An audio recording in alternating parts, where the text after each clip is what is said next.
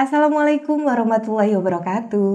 Pemirsa Islam Rahma TV yang berbahagia, jumpa lagi di Ruang Hati.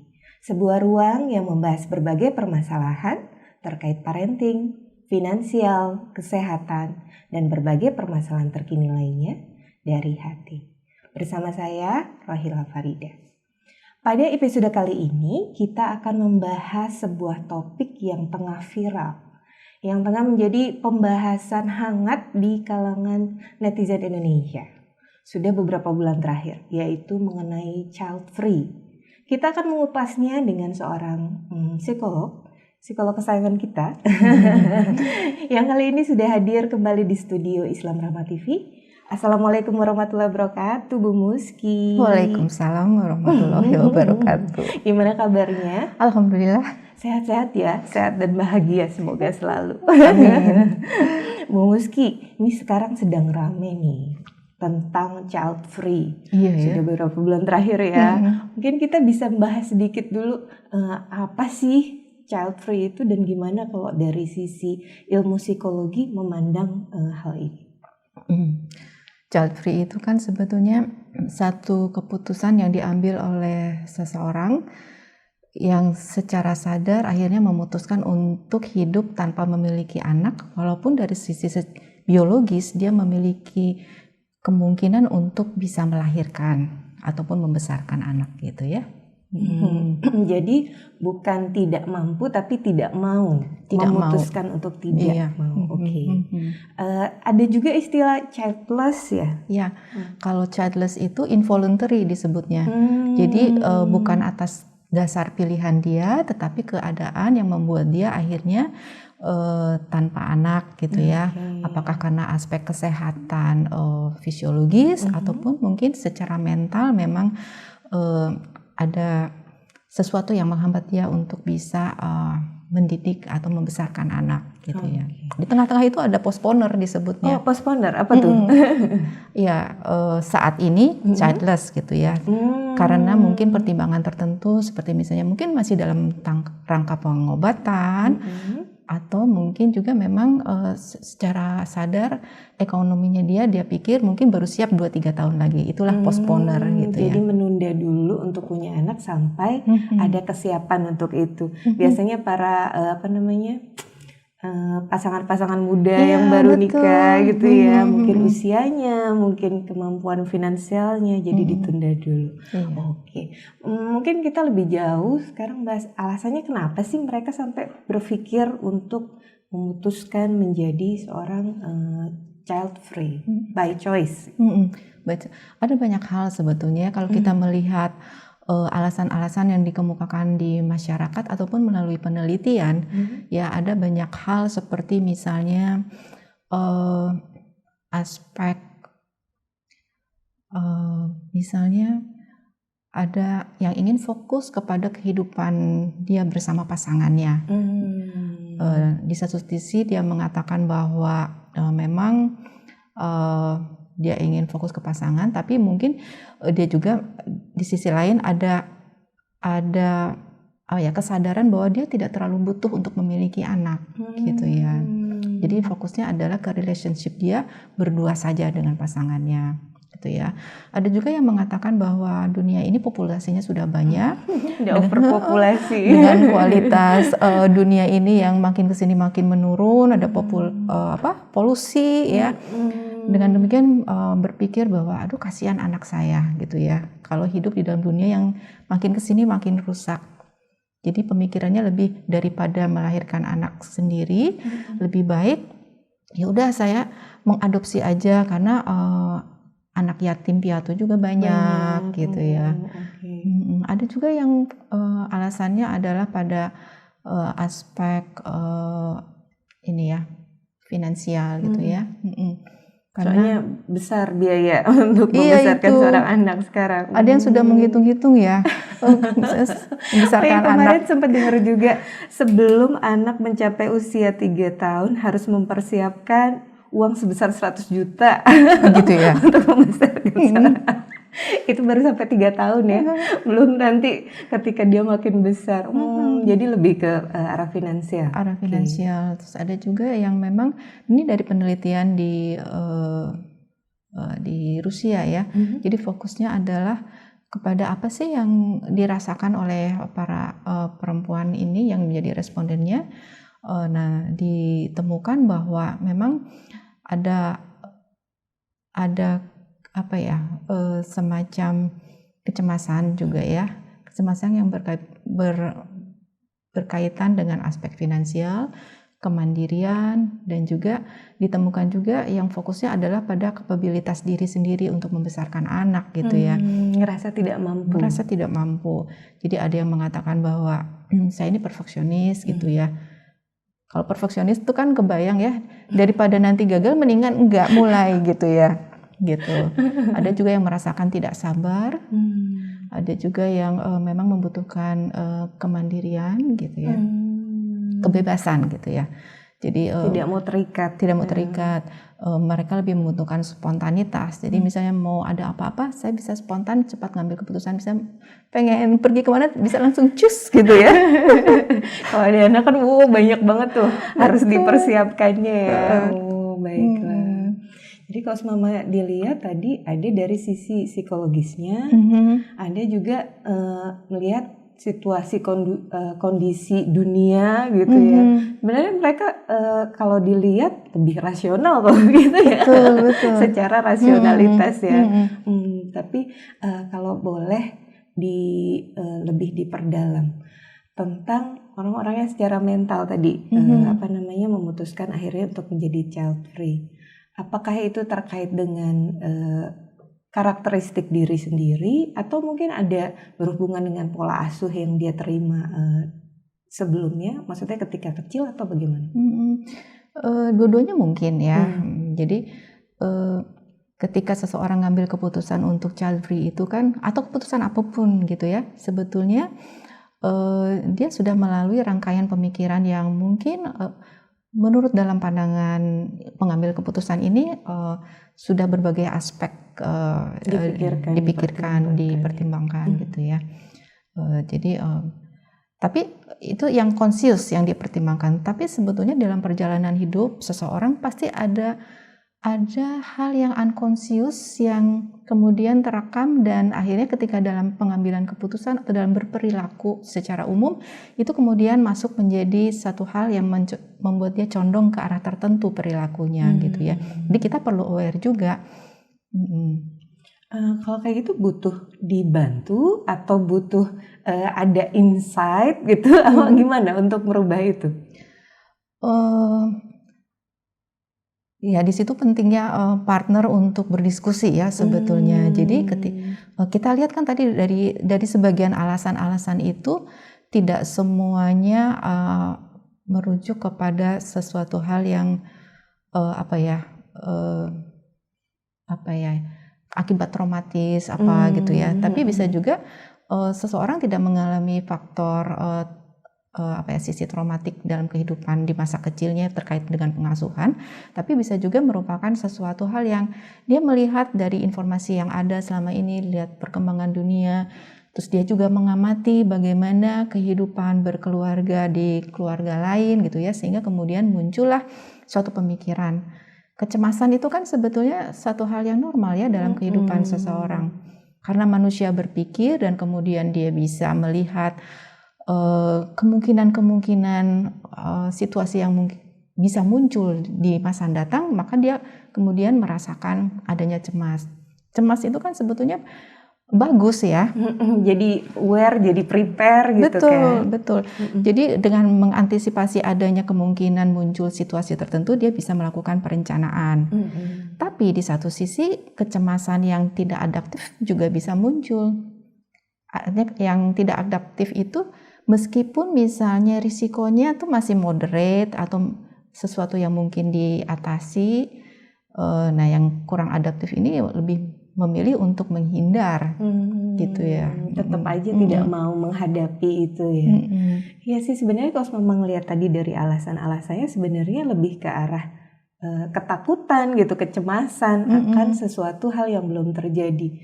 Ya memang dunia ini sudah cukup rusak tadi ya, ada degradasi perubahan iklim dan lain-lain, terus finansial juga memang mahal, tapi kan kita juga diberi kemampuan dan potensi sebenarnya ya untuk menghadapi itu.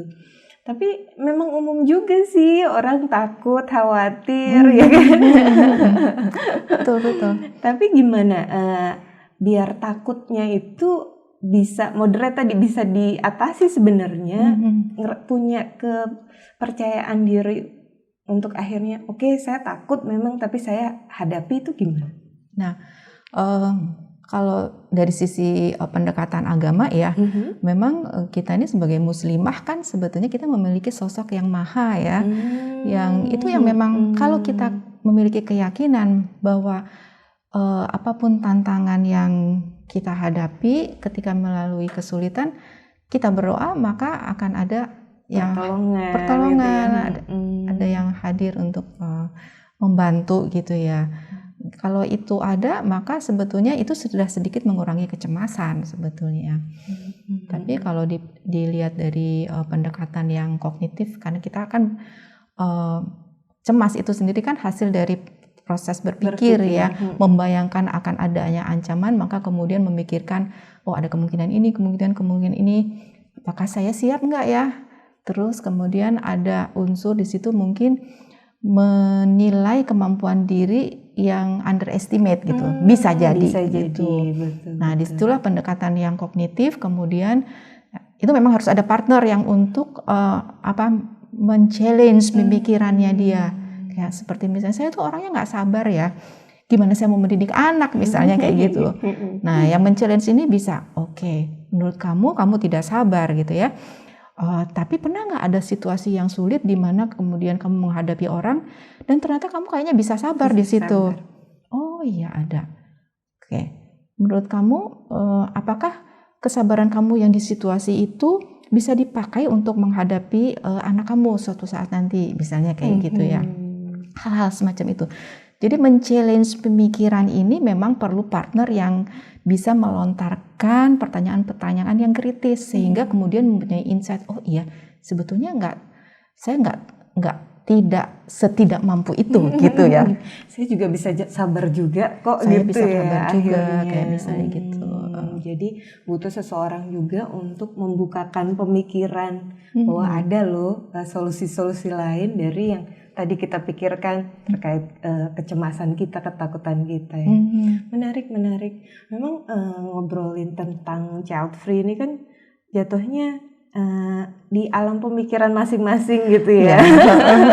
Sebenarnya mungkin kalau mau dihadapi kan juga tidak seburuk itu gitu, apa yang mereka pikirkan. Tadi terkait finansial mungkin sebenarnya itu juga ketika punya anak nanti akan jadi lebih bersemangat tuh untuk mencari pemasukan atau segala macamnya. Jadi memang dari sisi pendekatan yang kognitif itu memang yang bersangkutan ini harus diajak untuk melihat dua sisi ya. Oke, kamu karena orang cemas kan yang dipikirkan adalah yang jelek-jeleknya ya.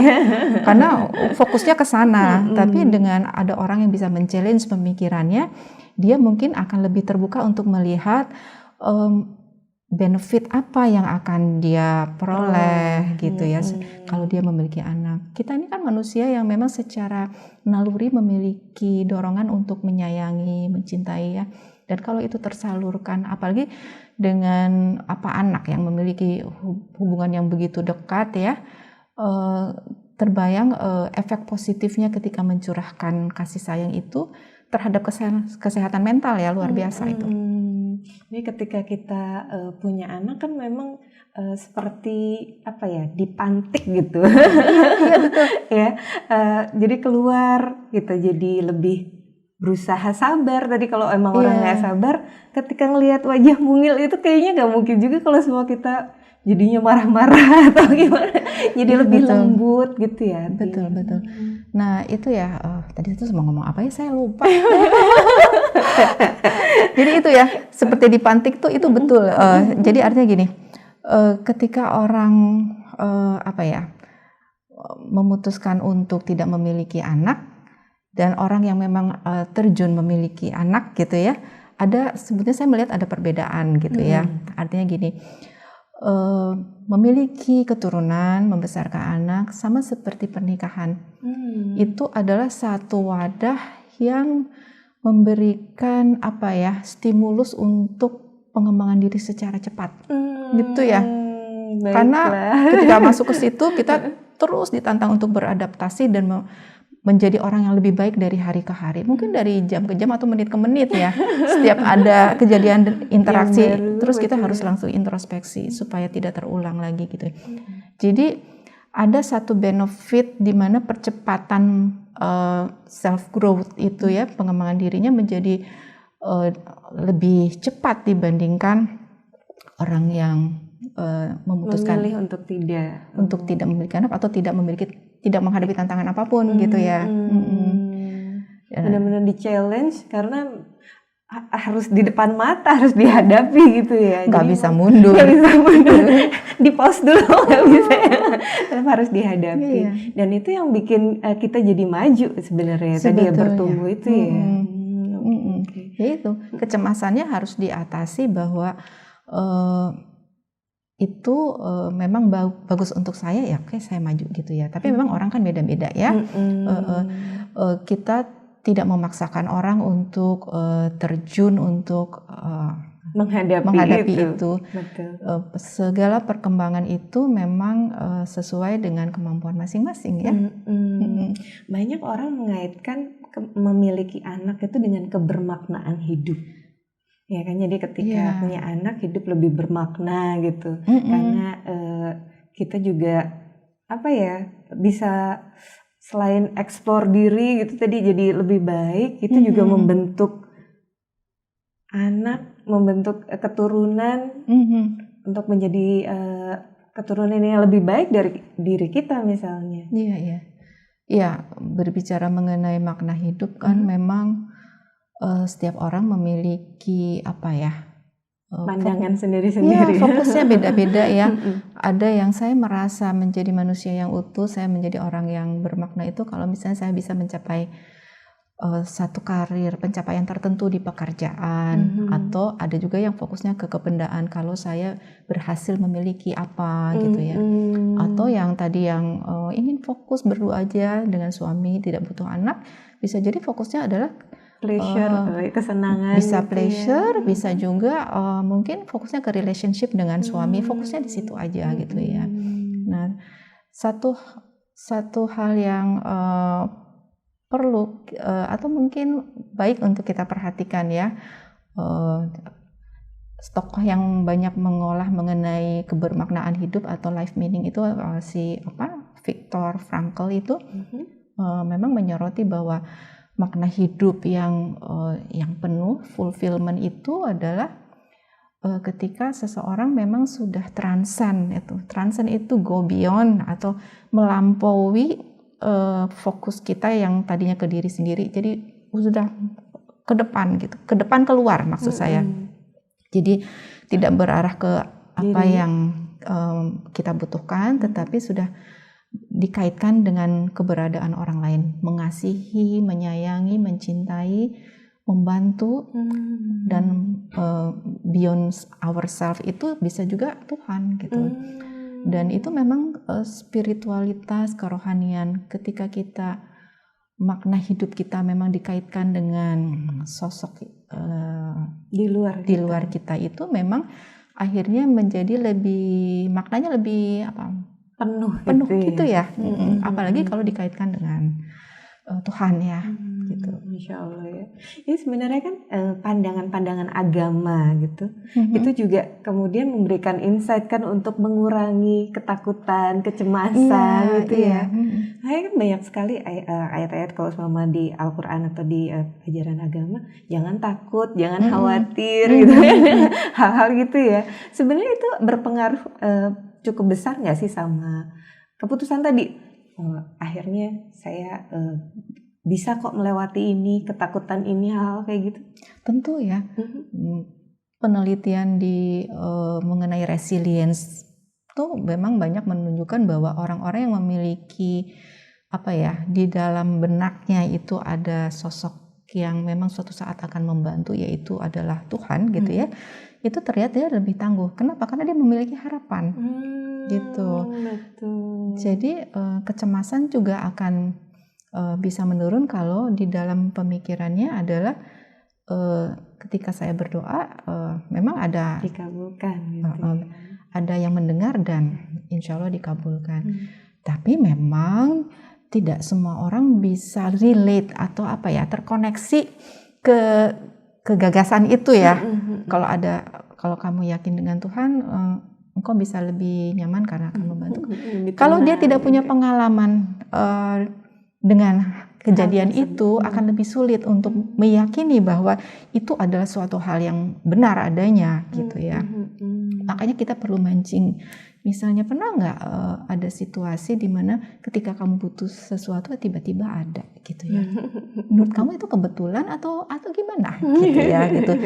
Apakah di dunia ini ada yang kebetulan? Siapa yang memungkinkan atau mengatur sehingga itu semua bisa terjadi gitu ya.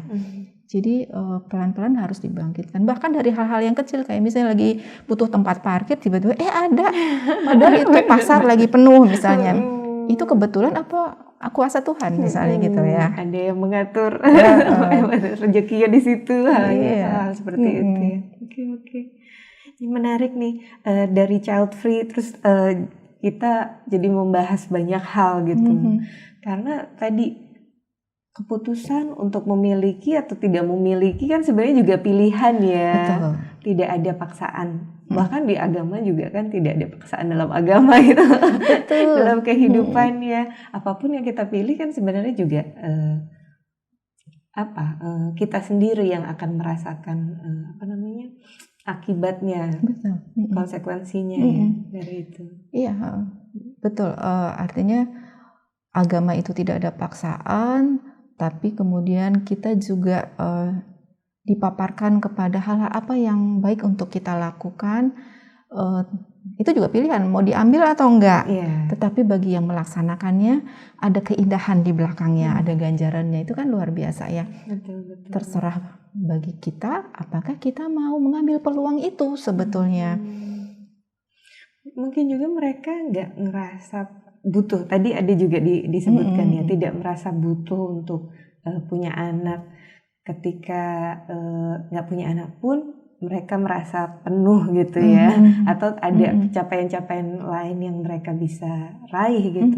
Makanya kemarin saya sempat dengar juga di salah satu obrolan bahwa daripada investasi ke anak istilahnya, mending dimasukkan ke beli apa gitu, kelihatan jelas gitu. Padahal investasi anak kan tidak sekedar materi gitu kan ya. Memang biayanya besar gitu. Akan tetapi ada hal-hal lain yang bisa juga kita rasakan. Kebermanfaatan anak gitu. Iya. Ya, anak ini kan sesuatu yang sebetulnya membesarkan anak itu kan memang ada keindahan di balik itu ya. Yang mungkin tidak semua orang memahami bahwa saya ingat ada sabda Rasulullah Shallallahu Alaihi Wasallam yang mengatakan bahwa ketika kita mengajarkan satu kebajikan dan kemudian kebajikan itu tegak dan dilakukan oleh orang dan berkelanjutan, maka pahala dari orang yang melakukan itu akan mengalir ke kita juga gitu. Demikian juga dengan mendidik membesarkan anak gitu. Kalau dia tidak mengerti itu, barangkali tidak tahu ya, maksudnya bukan tidak mengerti, barangkali ya tidak terpikirkan untuk menjadi satu hal yang jadi bahan pertimbangan dia ketika mengambil keputusan.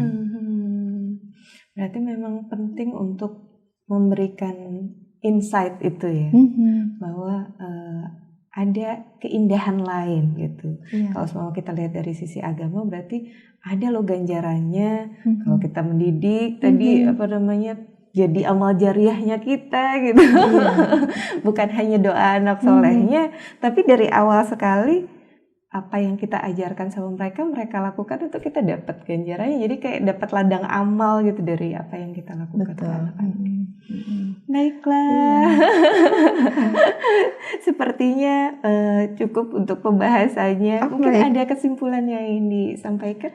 Kesimpulan apa ya? Ya intinya kan tadi kita membahas mengenai makna hidup gitu ya. Yang bermakna saat ini mungkin saat ini baru pada tahap sifatnya yang berfokus kepada diri sendiri. Tetapi kalau saya yakin bahwa manusia memang diciptakan untuk akhirnya terhubung dengan penciptanya ya. Makanya kita lihat bahwa di usia-usia yang lebih lanjut, maka orang-orang banyak yang kemudian mengambil peluang atau mengisi kehidupannya dengan betul-betul mendekatkan diri pada Tuhan gitu ya. Sebetulnya kan di dalam agama kita diajarkan untuk apapun yang kita lakukan harus terarah kepada Tuhan. Makanya kemudian kalau saya sih ingin mengajak teman-teman yang child free ya, keputusan itu layak untuk ditinjau ulang gitu ya. Artinya be open mind berkenaan dengan hal ini gitu ya, karena mereka rata-rata masih muda gitu ya. Perjalanan hidup, hal-hal yang ditemui di dalam kehidupan, mengamati, terus ada info baru, knowledge baru, itu juga akan mengubah apa yang telah kita putuskan, atau bisa mengubah persepsi kita, dan mungkin kita dari perjalanan hidup itu kita juga punya insight-insight baru gitu. Jadi terus aja belajar, terus aja menggali lagi gitu ya, siapa tahu jadi ada pemahaman baru dalam diri kita ya. Mungkin ada closing statement. Silakan. Iya, tadi kita banyak membahas mengenai makna hidup, dan makna hidup sebetulnya hal yang berbeda dengan tujuan hidup ya, tapi itu sebetulnya tidak terlepas sebetulnya ya, saling berkaitan. Kita sebagai muslim, sebagai muslimah tuh sebetulnya kan sudah ditetapkan ya keberadaan kita ini, bahwa di dalam Al-Quran disebutkan aku ciptakan manusia untuk mengabdi kepadaku. Jadi tujuan kita adalah mengabdi kepada Tuhan. Jadi dalam berbagai aspek kehidupan kita sehari-hari arahnya selalu ke arah Tuhan dan untuk meraih ridha Allah. Jadi sebagai muslimah ya, maka barangkali kebermaknaan hidup kita adalah ketika kita berada dalam ridho Allah. Itulah itu yang utama ya. Jadi dalam hal apapun di kehidupan sehari-hari, apapun yang kita lakukan, apa yang kita putuskan, kita alangkah baik meninjau ulang apakah ini terkait dengan Allah atau hanya Allah ridho terhadap keputusan ini, ataukah hanya semata untuk kepentingan saya aja. Saya senang, saya puas di situ, nyaman di situ gitu ya. Jadi kalau kita ingat tujuan kita yang paling ujung, yang paling tinggi adalah kembali ke Tuhan dan diterima dalam tangan terbuka secara ridho, ya maka tentunya kita tidak akan abai terhadap aspek ini. Gitu. Baiklah. Oke, menarik. Terima kasih ya sudah berbagi atas sharing ilmunya. Teman-teman, memiliki atau tidak memiliki anak itu merupakan sebuah pilihan. Akan tetapi apabila pilihan itu diambil karena ketakutan, kecemasan akan masa depan yang masih sebenarnya ada dalam pemikiran dan pemahaman kita pribadi, tadi layak ditinjau ulang. Karena sebetulnya ketakutan dan kekhawatiran kita tidak lebih besar dari potensi dan kemampuan yang sudah Allah Ta'ala berikan. Dan kita punya yang maha itu loh, yang maha Rahman Rahim, yang memelihara kita dan akan selalu ada untuk kita, yang membuat kita lebih tenang dalam menjalani kehidupan gitu ya. Betul sekali. Iya, terima kasih sudah bergabung, terima kasih sudah menyimak. Kita akan bertemu kembali di episode selanjutnya. Kita bertemu kembali. Assalamualaikum warahmatullahi wabarakatuh.